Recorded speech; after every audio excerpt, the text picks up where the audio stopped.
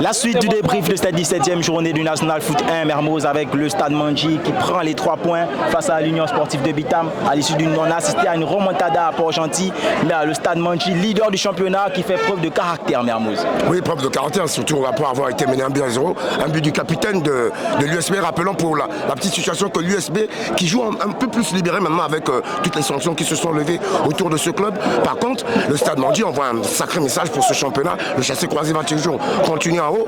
On a un Stade Mandji à 10 qui revient au score, qui est pratiquement injouable sur le stade, sur leur propre terre, avec des attaquants qui font mouche cette année, notamment Joe Boussougou, qui fait un bon retour dans ce championnat, et surtout Nathanaël Douangou, qui marque un doublé pour cette équipe du Stade Mandji, donc qui montre qu'il va falloir vraiment compter, il va falloir venir les chercher pour pouvoir être champion du Gabon cette année.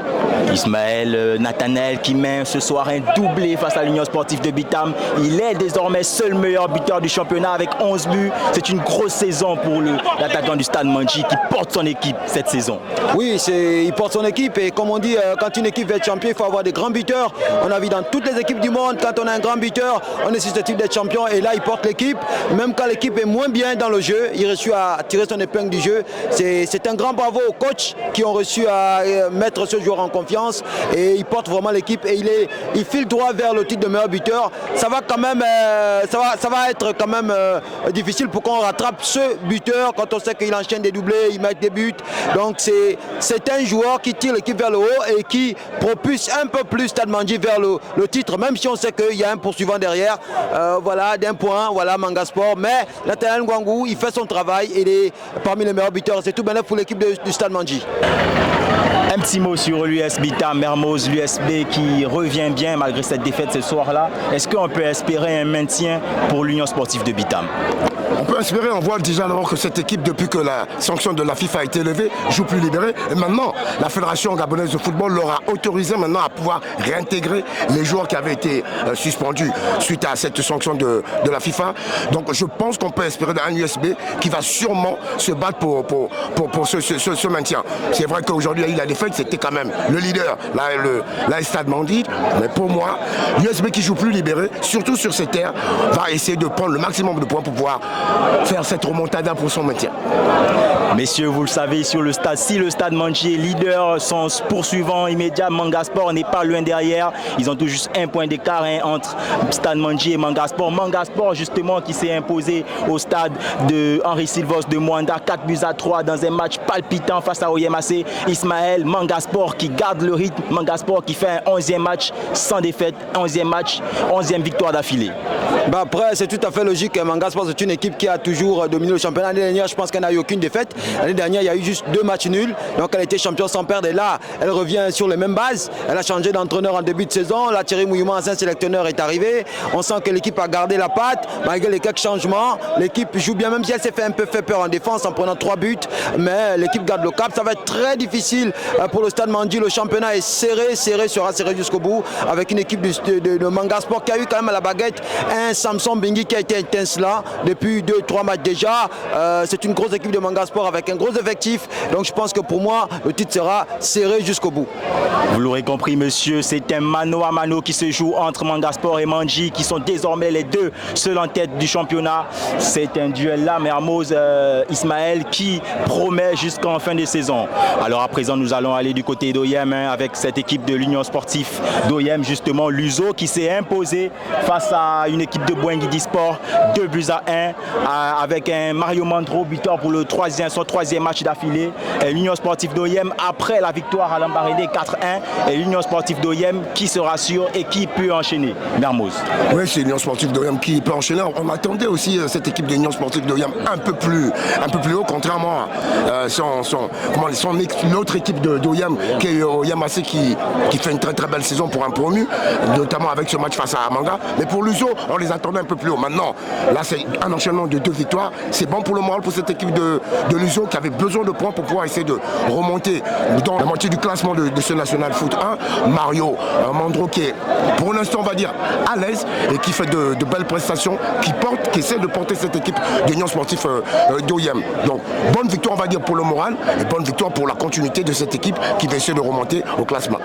Mais Ismaël, petite pensée pour l'équipe de Bouangidi Sport, victime d'un accident cet après-midi. Justement, on a déjà en parlé sur FC Sport, mais là, on va quand même dire un petit mot à cette équipe de Bouangidi Sport, victime d'un accident justement. Oui, plus de peur que de mal, mais on est de tout cœur avec l'équipe de Bouangidi Sport. On est content qu'il n'y a eu rien de grave. On espère que voilà, le coach a eu un petit bobo, mais on espère qu'ils vont se reposer. Voilà, ils vont pouvoir faire le vide et pouvoir repartir pour la prochaine journée. C'est souvent des moments difficiles quand on a un accident qu'il y a eu plus de peur que de mal, mais c'est souvent très compliqué. Et là, on remercie le Seigneur et on espère qu'ils vont bien se reposer pour se remettre pour la prochaine journée. Et donc, pourquoi pas revenir avec une victoire pour pouvoir un peu laver cette petite affront, ce petit accident qu'il y a eu sur la route. Alors messieurs, cap sur la grosse surprise de cette 17e journée, l'Ozo Sport qui prend les 3 points face à Ogoué, 2-0. C'est quand même une surprise quand on sait que Ogoué joue le haut de tableau, mais là qui chute face à l'Ozo Sport, mais Amos 2-0. C'est d'abord une bonne victoire et une bonne opération pour l'Ozo, dès lors que l'Ozo est en bataille dans le bas du classement, puisqu'elle voit, cette équipe de l'Ozo voit la SDK qui est derrière, voit l'USB qui commence à reprendre les couleurs. Donc avec la défaite de l'USB, la défaite de la SDK, je pense que pour l'Ozo ça a été un point qui va donner un peu de fraîcheur, qui va donner une bouffée d'oxygène à cette équipe qui est pour l'instant dans la bagarre pour le maintien. Direction Lambaréné où la formation du Canon 105 est allée s'imposer face à Dikaki, 2-0. Ismaël, la formation de 105, grâce à son numéro 10, Jordan Ifoumou, qui se remet à marquer, c'est peut-être là le signe d'une fin de saison palpitante des canonniers. C'est un signe de fin de saison palpitante pour le Football Club Canon 105 qui revient bien avec son buteur, qui essaye de se remettre. C'est une équipe qui joue bien au ballon, qui a eu un coup de mou, mais là qui revient bien. Donc l'équipe de Canon 105 est une équipe très jeune. Jordan Ifoumou qui a été joueur du mois à FC Sport, qui se remet à marquer. Alors là, c'est peut-être un signe que 105 justement va peut-être produire du bon jeu en cette fin de saison. Oui, c'est très bon joueur ce Foumou Jordani. Une belle révélation de cette saison. Je pense que pour le FC 105, il va falloir s'appuyer justement sur la forme de ce genre de joueur pour essayer de revenir. 105 sort de 2 revers. Maintenant, c'est une bonne victoire pour le moral. Il faut dire que c'était la SDK qui est en face, la lanterne rouge, qui va avoir du mal vraiment à se maintenir pour ce championnat. Par contre, avec Jordan Ifoumou, 105 a de quoi faire de la matière. Vu la jeunesse de son effectif, vu la montée en puissance de son joueur, c'est un 105 qui pourrait mieux terminer le championnat que les résultats qu'elle a eu ces derniers moments. En parlant de joueurs du mois, Ismaël, justement, Josias Mengom qui porte son équipe cette saison, qui a encore été étincelant cet après-midi. Si Nathanaël a été double buteur, celui qui porte l'équipe, c'est bien Josias Mengom. Oui, c'est un joueur que j'admire beaucoup. C'est un porteur de balle, comme on dit, porteur d'eau dans le jargon footballistique. C'est un joueur qui fait jouer son équipe, qui sait donner la dernière passe, qui sait orienter les ballons. Donc, quand on a un Josias Mengom, moi je le compare à Modric. C'est un peu le Modric du Stade Mandji qui rend tous les ballons du Stade Mandji merveilleux. Donc, je pense que c'est un bon joueur. Si aujourd'hui Stade Mandji est là, c'est parce qu'elle a aussi un grand meneur de jeu, un grand passeur. Et je pense que pour avoir une grande équipe, il faut avoir un grand meneur de jeu. Il faut avoir ce joueur qui a la dernière passe, la qualité de passe. Et Josias Mengom, il tire réellement son équipe vers le haut. C'est vraiment une révélation du championnat national. Et bravo vraiment au Stade Mandji et à Josias Mengom. Et on espère qu'il fera encore plus d'ici la fin de saison. Mais pour l'instant, il est vraiment le maître à jouer de ce championnat. Et il mérite vraiment son trophée du mois de mai. Je pense que pour moi, c'est l'un des joueurs qui tire l'équipe vers le haut. Alors Mermoz, rapidement, dernier résultat de cette 17e journée, le CMS face à Stade Migovéen, 0-0 à Lambaréné.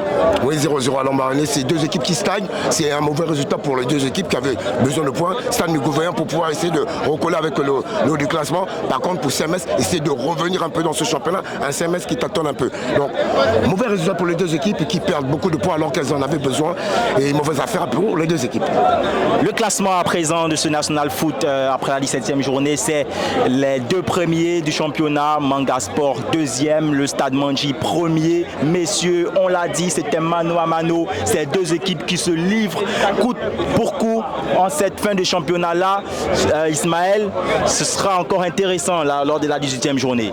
Oui, on croira vivre le championnat anglais. Vous avez vu, c'est quasiment jusqu'aux dernières journées qu'Arsenal a gagné le titre. Et là, on va vers ce même scénario. Stade Mandji leader, Manga Sport qui suit derrière. C'est un championnat qui va être disputé jusqu'à la fin de saison. Moi, je suis très content d'avoir un championnat palpitant palpitant comme on a eu en première ligue. Et c'est tout bénéf pour le public, pour les téléspectateurs, pour les amoureux du football. C'est un mano à mano qui sera disputé jusqu'à la fin du championnat, je pense. Le bas de tableau à présent avec les deux derniers, l'AS Dikaki et l'Union Sportive de Bitam. Mermoz, un petit mot sur le bas de tableau. Pour le bas de tableau, c'est l'AS Dikaki qui est vraiment dans le noir, qui a beaucoup de problèmes cette saison.